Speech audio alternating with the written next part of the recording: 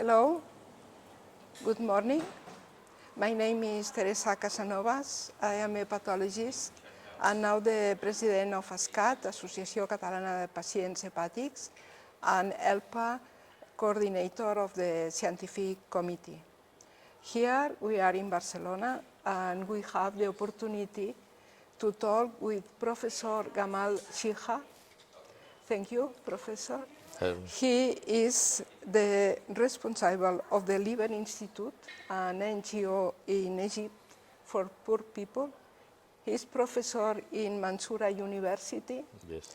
And he is one, among other things, very important, is one of the most important leaders in the elimination of viral hepatitis in Egypt, and also one of the leaders of the change of the name from NASH to MAFLD.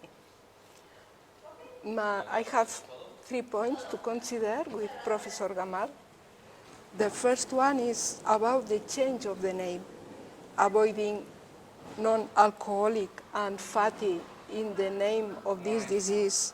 What represents for patients this change? Well, thank you very much, Teresa, for this interview. The fatty liver disease is scientifically named NAFLD, non-alcoholic fatty liver disease. And there was a consensus among several scientists from different countries that there is time to change now the name. And it is not only the name, because the change from non-alcoholic fatty liver disease to metabolic associated fatty liver disease has many advantages for the patients. The first advantage is that it avoids the stigma. This is the first thing for the patients.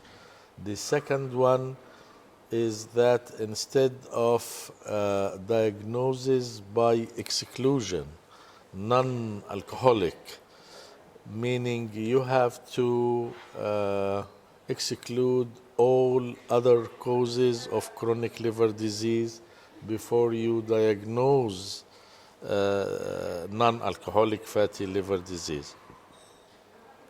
With the new name, it's a positive diagnosis. Metabolic associated fatty liver disease with certain criteria.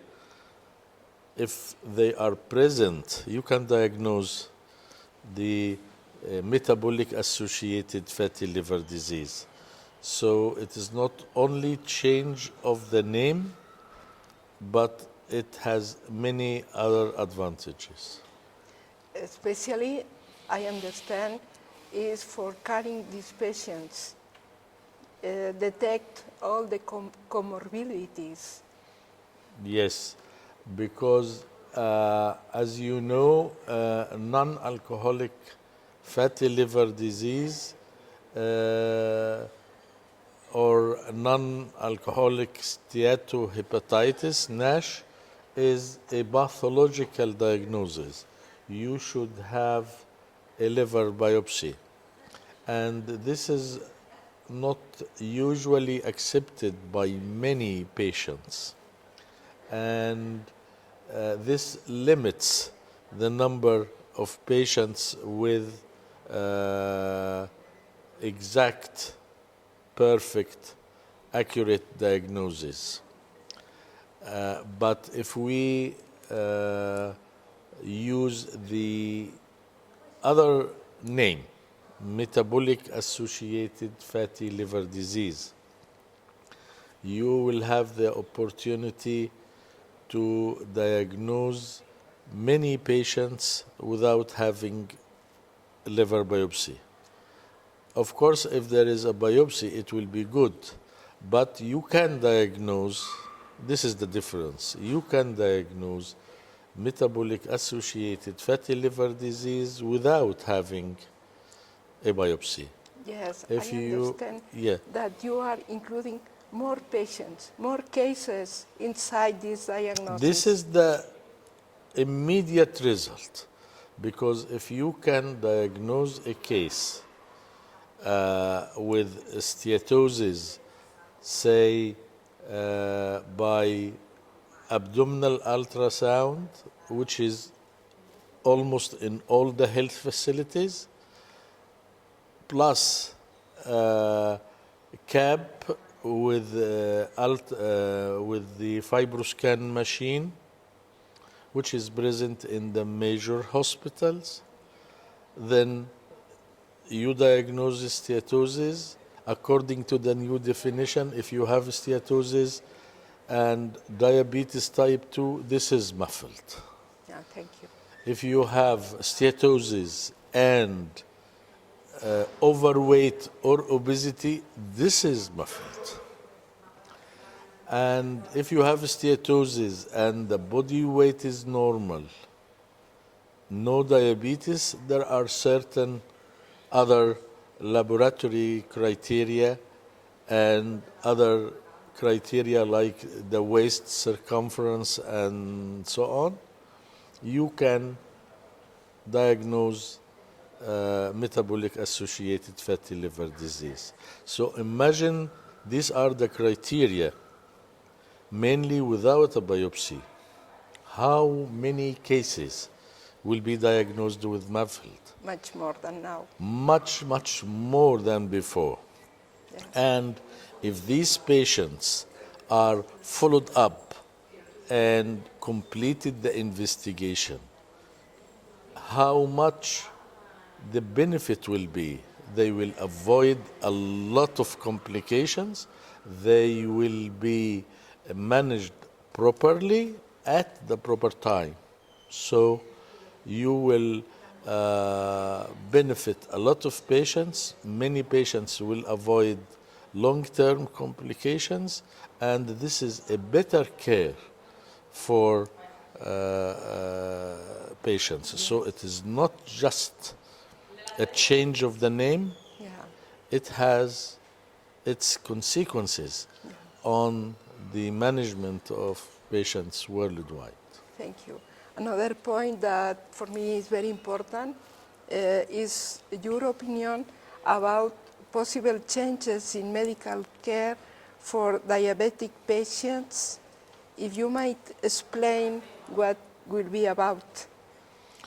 Well, it's very important. As I said, if you have an evidence either by radiology, abdominal ultrasound, which is very simple, or CAP using fibroscan machine, or even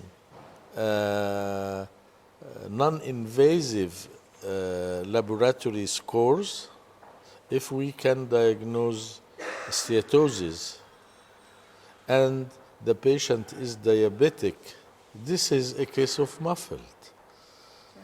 So diabetics, especially type 2 diabetes, will be in the hands of the hepatologists. Here, there will be a question about the training of the internists to be hepatologists. There must be good part of the training,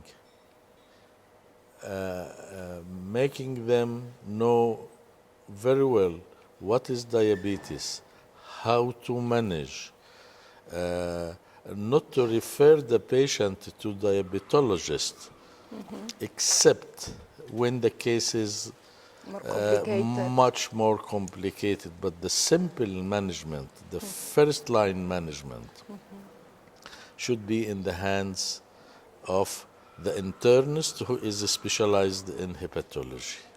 This is one thing. The other thing is new cases of diabetes.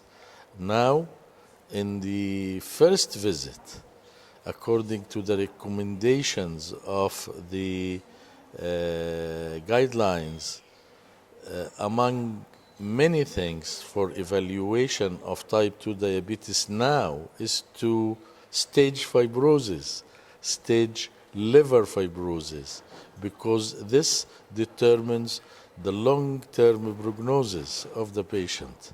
So say you are specialized in diabetes, you see only diabetic patients, but from day one you have type 2 diabetes, you should stage his liver fibrosis. You should do fibroscan or whatever to stage fibrosis before you continue management of this patient. This leads to the internist who is specialized in diabetes should have good knowledge about hepatology. You see? Yes. So this may lead to the reappraisal of the concept of internal medicine again. Yeah. You see? Yes, We yes. divided internal medicine into specialization. But now I think with the new era of metabolic associated fatty liver disease, I think the reappraisal of internal medicine in training, postgraduate training, and also in undergraduate teaching should consider this, because as you know, patients with MAFLD has cardiovascular consequences and long-term complications, have renal complications. So the best way to manage such a patient is to have good training, postgraduate training in internal medicine, and even during undergraduate courses, this should be considered. Yes, I understand. And I think this is a very important and crucial point to consider since the very beginning for diabetic patients to consider their liver. Yes, yes, and now if you are talking about the current situation, not many doctors who are specialized in diabetes have the necessary knowledge about liver fibrosis and its relation to the long-term management of their diabetic patients. Yes, yes. So that's the concept. And the last point, I am very interested in what is your prospection for the future of MAFLD, especially in the field of non-invasive tests for correct diagnosis. I am referring MRI. This technique now is only accessible for few hospitals. Yes. It's It's expensive. an expensive machine, only in tertiary care units, and the cost per case is high. But I think in the future, with the artificial intelligence new softwares, I think we may have in the next few years a software with MRE, magnetic resonance elastography, which will be much more accurate and even cheaper. And maybe a small machine, not that big one, a small machine doing that work, diagnosing fibrosis and steatosis with almost 100% accuracy, and could be implemented in clinical practice. This is our hope, and I think within several years, this could be a reality. Thank you. And that is finished our conversation. Thank you, Professor Gamal Shiha. He's also a board member of the ELPA, the European Liver Patients Association, and I am very grateful for your words and explanations. Thank you very much. Thank you very much, Teresa. Thank you.